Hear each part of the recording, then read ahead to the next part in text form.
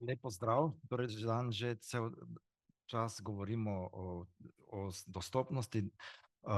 Danes bi vam malo več povedal o sami spletni dostopnosti v praksi. Verjetno vas je kar nekaj takšnih, ki ste želeli izboljšati spletno dostopnost na svojih spletnih straneh, pa ste pri tem naleteli na različne težave, nerazumevanja, neke dileme. Nekaj teh stvari bomo danes naslovili in upam, da vam bo potem na koncu malo lažje pri tem zagotavljanje boljše spletne dostopnosti na vaših spletnih straneh. Torej najprej naj omenim, da bom govoril o spletni dostopnosti. Danes smo govorili o različnih oblikah dostopnosti. Spletna dostopnost se torej nanaša na splet in na to, da moramo prilagoditi spletišča, da bodo dostopna tudi za vse osebe z različnimi oblikami oviranosti. Predvsem gre za to ranljive skupine, o katerih danes govorimo, ampak to niso edine. Gre tudi za starejše osebe. Starejše osebe se pogosto soočajo s podobnimi problemi in nenazadnje ne gre samo za ranljive skupine kot take, gre za vse nas. Mi vsi se lahko prej ali slej znajdemo v situaciji, ko si poškodujemo roko, imamo poškodbo možganov ali kaj takšnega in enostavno nismo več zmožni uporabljati spleta na nek klasičen način in se v bistvu smo v podobni situaciji kot vsi ti pripadniki ranljivih skupin.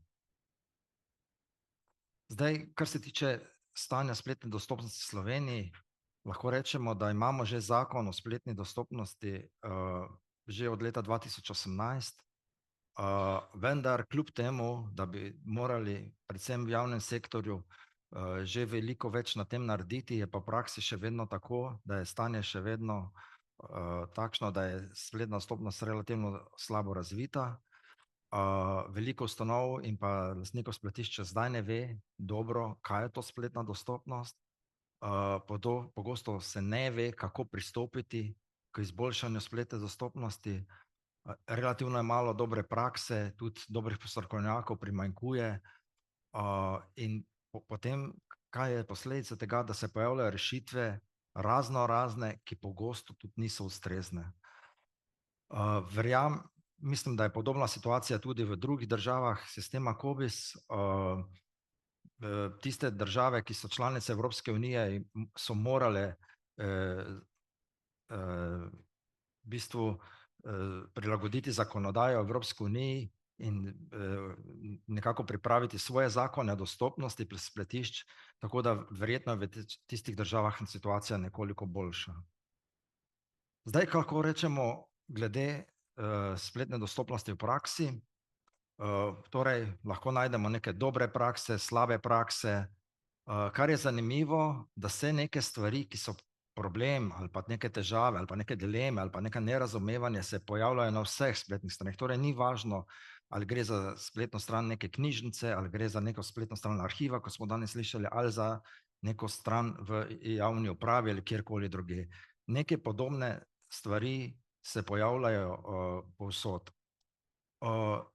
Poudaril bi, da čeprav mogoče se komu zdi, da gre pri spletni dostopnosti predvsem za tehnične rešitve, v praksi v bistvu temu ni tako, temveč je treba v bistvu potrebno je za spletno dostopnost skrbeti na vseh nivojih, ne samo na nekem tehničnem nivoju. Poglejmo si torej zdaj nekaj tistih najbolj tipičnih težav, dilem, nerazumevanj, na katere lahko naletimo v praksi. Najprej bi omenil zavedanje in odnos ljudi do spletne dostopnosti. To se mi zdi zelo pomembno, ker če ljudje se zavedajo problema, potem je to nekaj čisto drugačnega, kot pa če v situaciji, ko nekdo sploh ne ve, kaj spletna dostopnost je.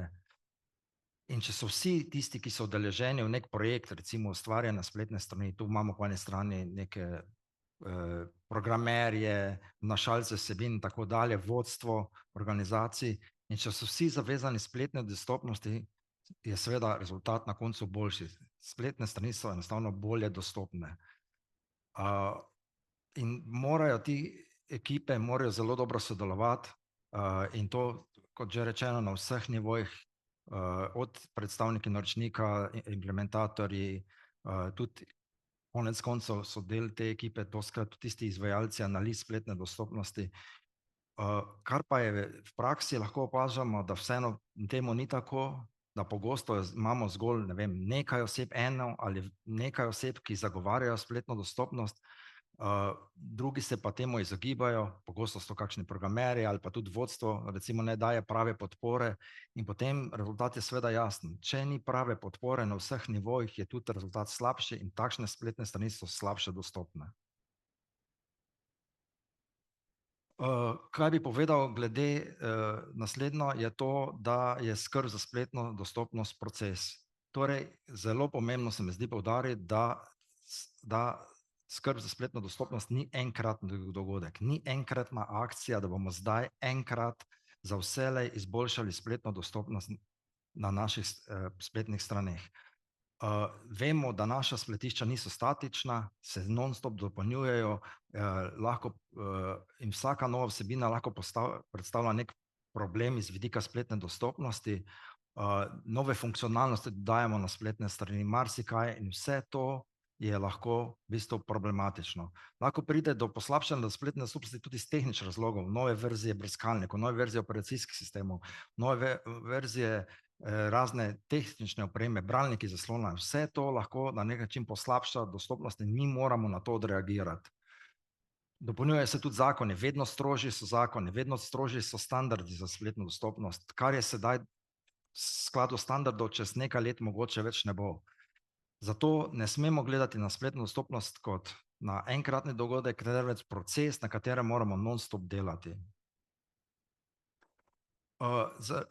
Ena od najpomembnejših stvari je tudi to, da se lotimo spletne dostopnosti celovito, da res vsi sodelujejo pri tem, v praksi pa se dejansko pokaže, da dostikrat pozabimo na pripadnike ranljivih skupin, torej da mi delamo analizo dostopnosti spletne strani, brez da bi recimo povprašali o tem slepo osebo, kako se njej zdi to dostopno, in pač pogosto se v praksi marsikdo zanaša zgolj na neke rezultate nekih internetnih orodij in tista orodja seveda v veliki meri pokažejo na neke napake, ampak marsikaj ta orodja ne pokažejo, marsikaj tega orodja pač ne zaznajo in zato je toliko bolj pomembno, da res vključujemo tudi pripadnike ranljivih skupin, ki najbolje vedo, kako je spletna stran dostopna za njih.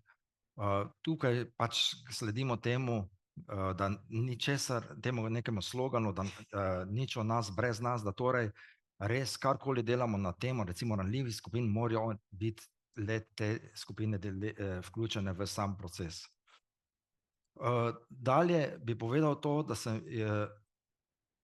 je nujno potrebno, da res preverimo spletno dostopnost tudi z bralnikom zaslona.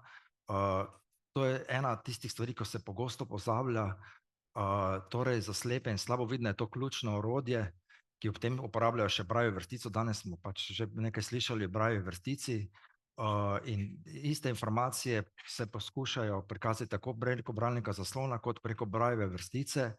V Sloveniji je najbolj razširjen ta bralnik zaslona JAWS, vendar pa še tudi ta drugi odprtokodni NVDA, ki je vedno boljši in dejansko najboljšo, čeprav tudi mi znamo uporabljati bralnik zaslona, vseeno mi ne znamo na isti način uporabljati tega bralnika zaslona, kot ga uporabljajo slepe osebe in samo slepe osebe najbolje vedo, kako je torej spletna dostopnost zagotovljena skozi bralnik zaslona.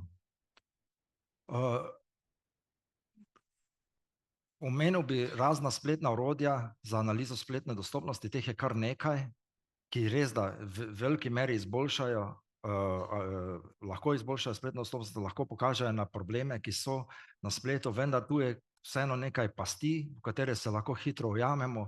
Prvo je ta, da različna orodja so različna in lahko pokažejo različne stvari, torej so neskladna, lahko tudi se zgodi, da kar nekaj stvari ne zaznajo, ali pa obratno, zaznajo nekaj, kar pa dejansko se pol pokaže, da sploh ni problem. Tako da zanašati se na orodja ni nujno tista prava pot, je pa lahko velik korak naprej k izboljšanju spletne dostopnosti. Eno največjih nerazumevanj v Sloveniji lahko vidimo na področju uporabe vtičnikov. vtičnikov, marsikdaj smo zasledili, da neki taki vtičnik, kot je tukaj na sliki, enostavno, če ga inštaliraš na spletno stran, da sistem zagotovil spletno dostopnost. To še je celo pred nekaj leti Arnes priporočal šolam, da naj samo dajo nek tak vtičnik in je zagotovljena spletna dostopnost. Pač temu ni tako, ne. Seveda vtičniki lahko izboljšajo določene vidike spletne dostopnosti ali povečave, imaš možnost povečave ali menjave kontrasta ali kaj takega, ne. Se pa v praksi zgodi, da lahko celo poslabšajo spletno dostopnost, na primer ponudijo neki kontrast, ki je pa še slabši, kot pa ga ima sama spletna stran. Res velja poudariti, da vtičniki ne rešijo praktično nobenega resnega problema na spletišču. Če na primer neki element ali meni ali iskalnik ni dostopen za bralnik zaslona, torej za slepo osebo, ga noben vtičnik ne bo naredil dostopnega. Ena od stvari, ki je tudi pomembna, je to, da ne težimo k popolnosti, ker tukaj pač ne moremo nikoli doseči 100%.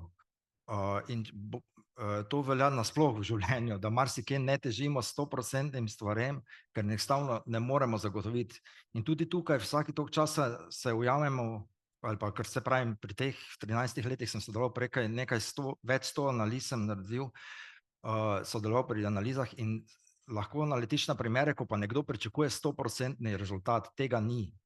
Nobena spletna stran ni 100% dostopna in tudi teženje k popolnosti je lahko kvečjemu ovira kot pa neka prednost.